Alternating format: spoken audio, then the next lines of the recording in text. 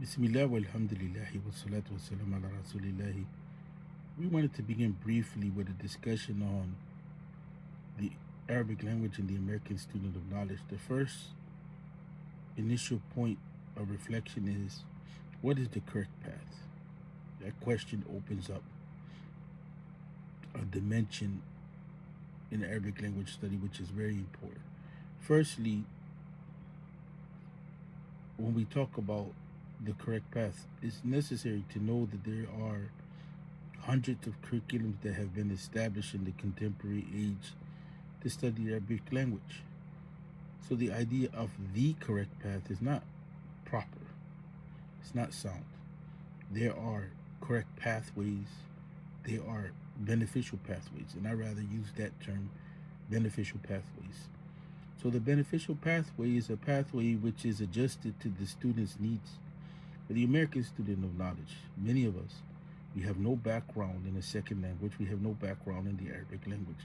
So we have to develop that background. So the idea of learning the Arabic language by going to a book of grammar is somewhat problematic. We need to be able to develop a background for the Arabic language naturally. And that is best addressed or is best undertaken or done with a study of contemporary Arabic language curriculums, which start us off with pictures. And from those pictures, we learn the meaning of words. And then we learn sentences. We learn scenarios.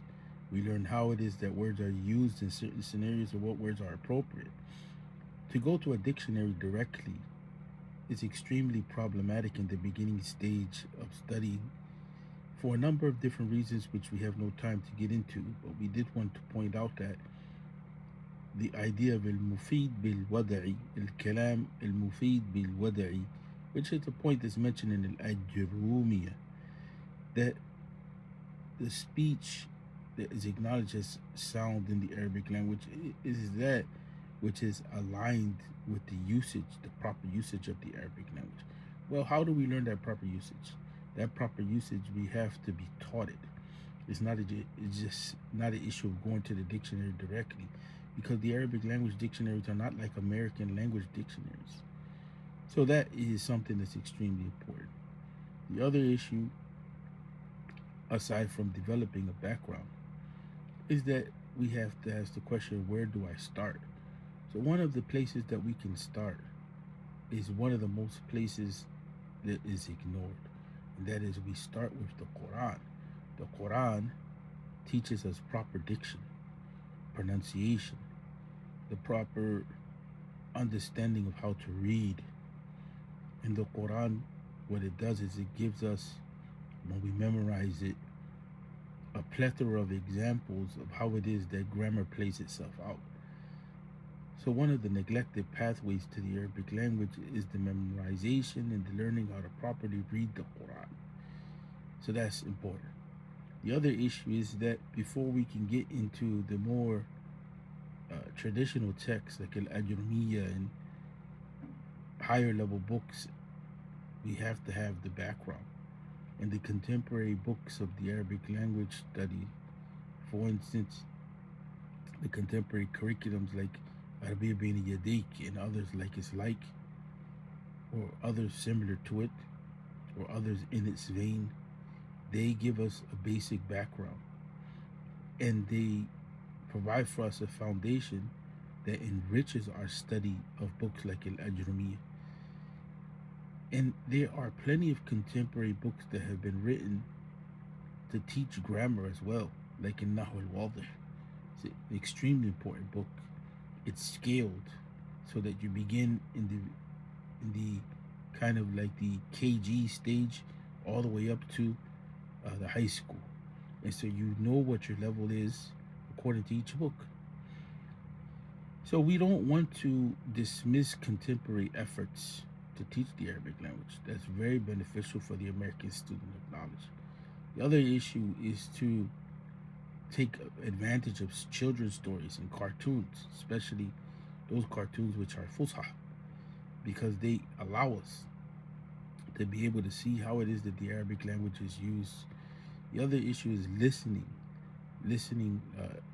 to media outlets like BBC, and for instance, the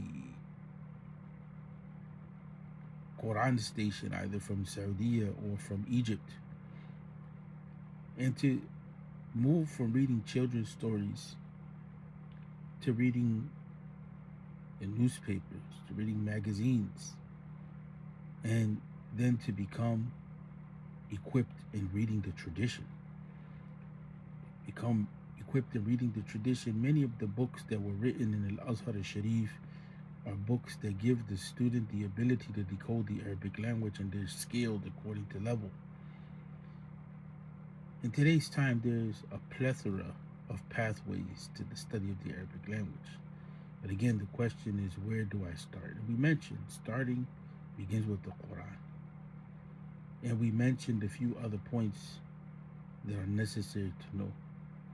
But the student of knowledge is one that has a curriculum, that has a teacher, that has a community of learning. It's not very easy to trek that path alone. And many of us have to jump and make that sacrifice that's necessary. And in today's time, with contemporary technology, there's a lot of programs that are out there that are available. But if you really want to start with learning how to read the Quran.